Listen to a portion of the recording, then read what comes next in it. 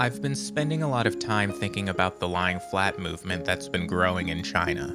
In case you haven't heard of this term, lying flat is a kind of rebellion against the brutal work culture younger workers in China take part in by essentially doing exactly what the name says.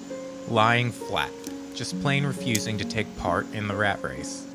When young people who are just entering the workforce are asked about what's so appealing about the lying flat movement, a picture starts to form that feels a little familiar. What's the point of working 40, 50, or even 60 hours a week?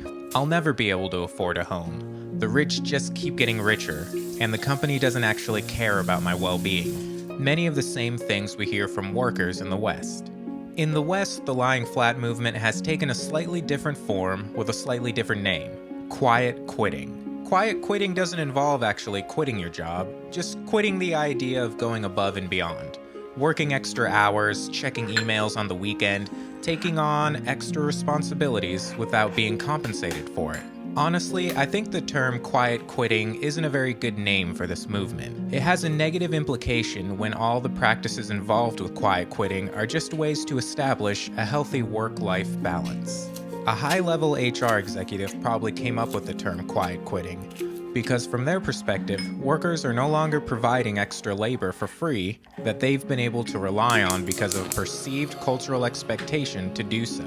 I believe quiet quitting is dangerous and frustrating for corporations because it's not easy for them to address or combat. Quiet quitting doesn't mean doing a bad job or not trying. Workers are just doing exactly what was expected of and laid out in their job descriptions upon being hired.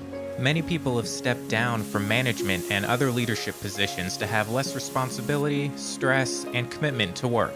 These kinds of moves may come with a pay cut, but for workers who are able to make these kinds of choices, they'd rather get paid less and enjoy their increased free time more. I think this is wonderful.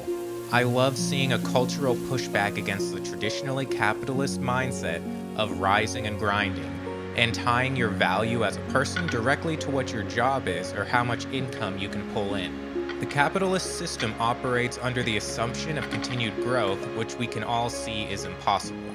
Unfortunately, we all still have to exist and survive while living under this system, and I think quiet quitting is a perfect way to get by for now. I think we could all benefit from quietly quitting and taking stock in where we spend our time. Being more intentional with creating a work-life balance can open so many doors when it comes to enriching and living a more fulfilled life.